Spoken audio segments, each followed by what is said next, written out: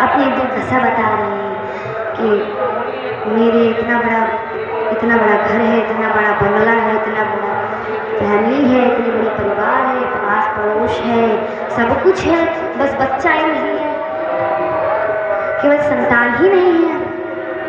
बड़े दुखी। अब तो संत ने कहा बताओ क्या किया जाए, हम तो सोच के आए थे तुम्हें कुछ राम नाम बताएंगे पर तुम तो उल्टे निकले। कोई बात नहीं, बताओ तुम्हारी समस्या हम उलझा रहे हैं, हम सुलझा रहे हैं। आत्मदेव ने कहा अब बस आप कुछ भी कीजिए, हमें पुत्र रत्न की प्राप्ति हो जाए, हमें पुत्र प्राप्ति हो जाए, बस कुछ ऐसा कर दीजिए।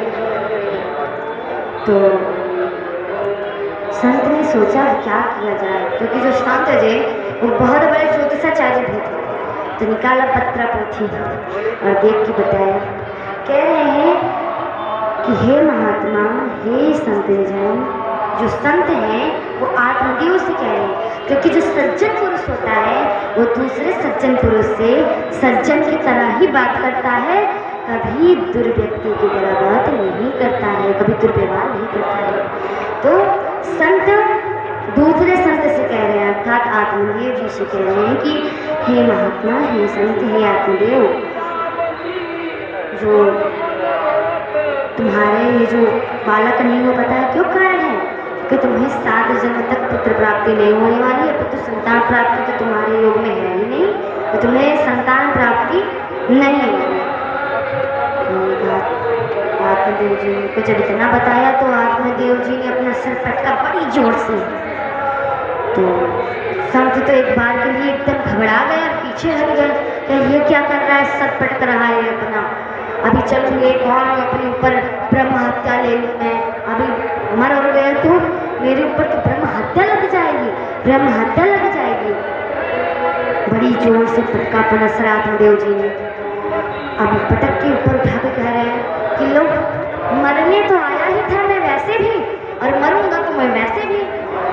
एक तो मैंने आपसे कहा कि आप मेरी समस्या का समाधान कीजिए, तो उल्टा आपने समस्या और बढ़ा दी, बता दिया कि 7 जन्म तक पुत्र प्राप्ति नहीं होगी। मैं 1 जन्म की बात कर रहा था, आपने 7 जन्म की बात कर दी।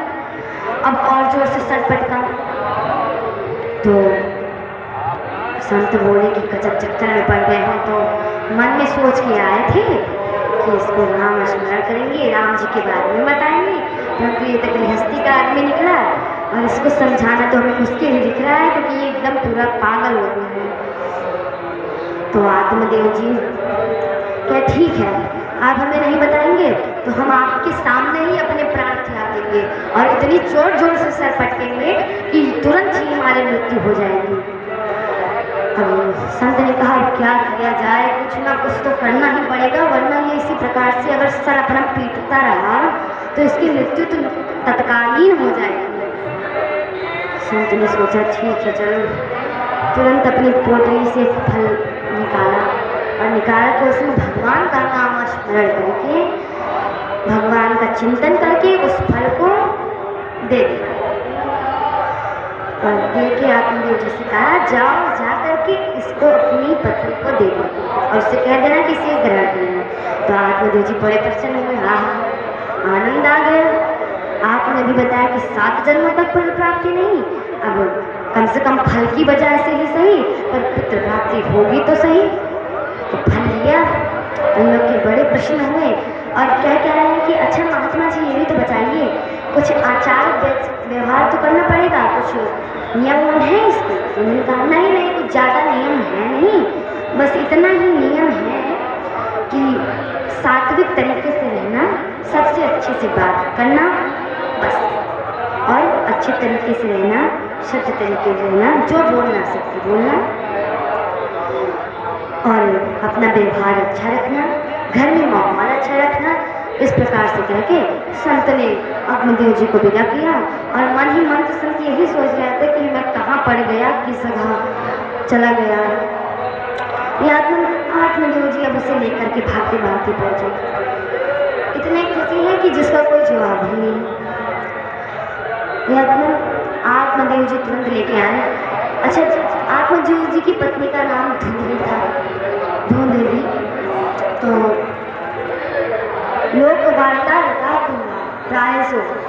लोकवार्ता रटा को आत्मदेव जी जितने सज्जन थे पूरा उसका उल्टा थी धुंधली जी। आत्मदेव जी सज्जन थे पर धुंधली जी एकदम उल्टा। बिना घर के झगड़ा कराए उनको शांति नहीं मिली थी और जब तक पड़ोसन से लाठी चार्ज न हो जाए तब तक उनको शांति तो मिलती नहीं थी धुंधली जी को। इस प्रकार का तो उनका स्वभाव था। तो धुंधली जी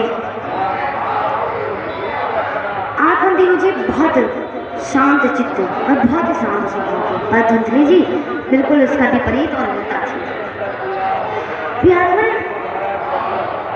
आत्मदेव जी फल लेकर के पहुंचे और पहुंच करके अपनी पत्नी अपनी धर्मपत्नी को देखा। कहा बस अब एक काम कीजिए, आप इस फल को ग्रहण कर लीजिए और ये फल हमें संत ने दिया है और कहते हैं कि संत की बातें सत्य होती हैं। यदि संत जो हो वो कोई सिद्ध संत हो तो अवश्य निश्चित है कि संत की बात सिद्ध होगी और संत अगर शुद्ध है और संत की बात शुद्ध तो होगी। क्यों? क्योंकि आत्मदेव अपनी पत्नी से कह रहे हैं कि संतों की बात भगवान भी नहीं टाल सकते, तो इसीलिए ये फल हमें संत ने दिया है, कृपया आप इसे ग्रहण करें, पा लें आप इसे। अब धुंधली जी तो फल लेकर के बार बार उसी फल को निहार रही है, उसी को देख रही है, बार बार फेंक रही है, देख रही है, फिर रख दे रही है, फिर देख रही है। ऐसे देखते देखते उनको एक पहर बीत गए, 2 पहर बीत गए, 3 पहर बीत गए, 4 पहर बीत गए। तब तक पास में पड़ोसन आई जो कुछ उन्हीं की स्वभाव की थी, क्योंकि अक्सर लोगों के साथ ही उनको वैसे मिलते हैं जैसे उसका स्वभाव हो। तो धुंधली जी की पड़ोसन थी वो कुछ उन्हीं की स्वभाव की थी, मित्र थी उन्हीं की। वो आई, उन्होंने देखा कि आज कैसी हमारी मित्र बड़ी दुविधा में पड़ी हुई है, बार बार उसी फल को निहार रही है, क्या बात है। गई देखा कि क्या हुआ बहन, इतना विचार विमर्श काहे कर रही है, इस फल को काहे निहार रही है। धुंधली ने कहा कि क्या बताऊं बहन, मेरे पति देव का तो दिमाग ही खराब हो गया है, पता नहीं कहाँ से किसी संत ने इनको कह लिया कि फल खाने से गर्भधारण हो जाएगा, तो फल लेके आकर के मुझे दे दिया और बाद में कह रहे हैं इसको ग्रहण कर लो, पा लो।